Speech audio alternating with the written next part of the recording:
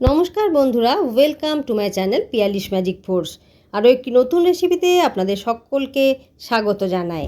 আজকে মহারাষ্ট্রের special recipe আপনাদের সাথে শেয়ার করব। অবশ্যই সেটা হবে চিকেনের রেসিপি। আজকে বানাবো থেচা চিকেন। বেশ অনেক দিন পরে আমি ইউটিউব জয়েন করলাম এবং আপনাদের সাথে রান্না শেয়ার করছি। চলুন তাহলে রেসিপিটা দেখে নেওয়া যাক। 500 গ্রামের মতো চিকেন নিয়ে নিলাম। ভালো করে ধুয়ে পরিষ্কার করে লেগ পিসগুলোকে মাঝখান থেকে কেটে নিয়েছি। এরপর একটি শুকনো কড়াইয়ের মধ্যে ভেজে নিচ্ছি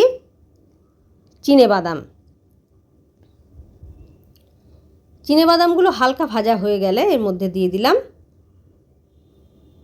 রসুন এবং বেশ কিছুটা কাঁচা লঙ্কা।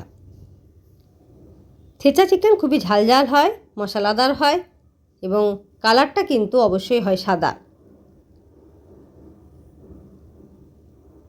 1 টেবিল চামচের মতো এর উপর থেকে দিয়ে দিলাম তেল। আরও ভালো করে এটাকে ভেজে নিচ্ছি। যতক্ষণ না পর্যন্ত বাদামগুলো ক্রাঞ্চি হবে এবং ভাজা ভাজা গন্ধ বেরোবে ততক্ষণ কিন্তু সমস্তটাকে ভেজে নিতে হবে।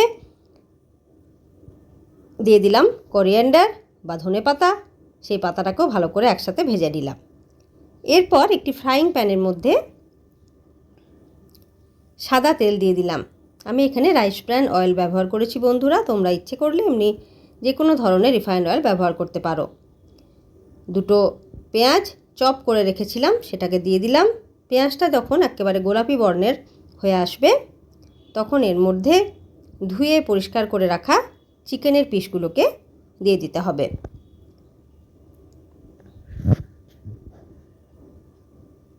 দিয়ে দিলাম পরিমাণ মতো লবণ। পেঁয়াজ লবণের সাথে ভালো করে চিকেনগুলোকে উল্টে পাল্টে ভেজে নিচ্ছি। দেখুন বন্ধুরা, চিকেনের কালারটাও কিন্তু বেশ খানিকটা চেঞ্জ হয়ে এসছে, প্রায় সাদা হয়ে এসছে। ঢাকা দিয়ে 7 থেকে 10 মিনিটের মতো মিডিয়াম টু লো হিটে চিকেনটাকে সেদ্ধ করে নিচ্ছি। এদিকে একটি মশলা বানিয়ে নেব। বাদাম, কাঁচা লঙ্কা, রসুন যেটা ভেজে রেখেছিলাম সেটাকে এভাবে আমি থেতো করে নিচ্ছি। হালকা দানা দানা থাকবে, একেবারে কিন্তু মিহি পেস্ট হবে না। এই কারণেই আমি কিন্তু গ্রাইন্ডিং জারে পেস্ট না করে এর মধ্যেই করে নিচ্ছি, হামানদিস্তাতেই করে নিচ্ছি। দানা দানা থাকলে মুখে লাগে এবং খেতেও খুব ভাল লাগে।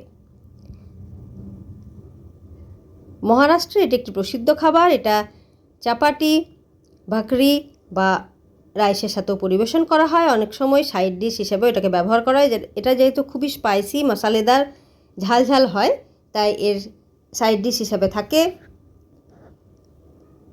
Mint yogurt. ঝালটাকে ব্যালেন্স করার জন্য, অথবা আমরা নর্মালি এমনি চাপাটি, এমনি নর্মাল পাউরুটি যে কোনোর সাথে কিন্তু এটাকে খাওয়া যায় এবং এমনিও খাওয়া যায়। খেতে খুবই ভালো লাগে, খুব স্পাইসি হয় এবং অপূর্ব একটা টেস্ট আসে। এরপর দিয়ে দিলাম 1 কাপের মতো টক দই। এই টক দইটার সাথে চিকেনটা নাড়াচাড়া করার সময় কিন্তু অবশ্যই গ্যাসের ফ্লেম লো রাখবেন বন্ধুরা, নাহলে কিন্তু টক দইটা কেটে যেতে পারে। টক দই কেটে গেলে খেতে একেবারেই কিন্তু ভালো লাগবে না, রান্নাটা একেবারে নষ্ট হয়ে যাবে। দিয়ে দিলাম বেশ খানিকটা জল। ঢাকা দিয়ে আরও বেশ কিছুক্ষণ এই রান্নাটাকে করে নিলাম, যাতে থেচা মশলার সাথে চিকেনটা ভালো করে আর দইয়ের সাথে চিকেনটা ভালো করে মিশে একাকার হয়ে যায়। যখন চিকেনগুলো পুরোপুরি সেদ্ধ হয়ে এলো তখন এর মধ্যে বাকিটুকু থেচা মশলাও দিয়ে দিলাম। 1 হাত ভর্তি করে দিয়ে দিলাম, হাতে করে কুচি করে দিয়ে দিলাম ধনেপাতা। যারা থেচা চিকেন এখনও পর্যন্ত বাড়িতে বানাওনি, আমি অবশ্যই বলবো বা তোমরা বাড়িতে একবার এই রেসিপিটি বানাও। এবং আমার রেসিপি যদি ভালো লেগে থাকে তাহলে লাইক, শেয়ার এবং কমেন্ট করতে ভুলো না যেন। আমি কিন্তু তোমাদের কমেন্টের আশাতেই থাকি। আজ অনেক দিন পরে তোমাদের সাথে আমি আরও একটা নতুন রেসিপি শেয়ার করে নিচ্ছি বন্ধুরা। গ্যাসের ফ্লেম অফ করে দিয়ে বেশ কিছুটা লেবুর রস দিয়ে দিলাম। টক টক ঝালঝাল অপূর্ব খেতে এই থেচা চিকেনের রেসিপি তোমরা অবশ্যই কিন্তু একবার ট্রাই করো। কেমন লাগলো আমাকে কমেন্ট সেকশনে জানাতে ভুলো না। তাহলে দেখলে বন্ধুরা, মহারাষ্ট্রের স্টাইলে চিকেনের রেসিপি আজ আমি বাড়িতেই বানিয়ে ফেললাম। আজকে তাহলে এ পর্যন্তই। আবার চলে আসবো নতুন কোনো রেসিপি নিয়ে।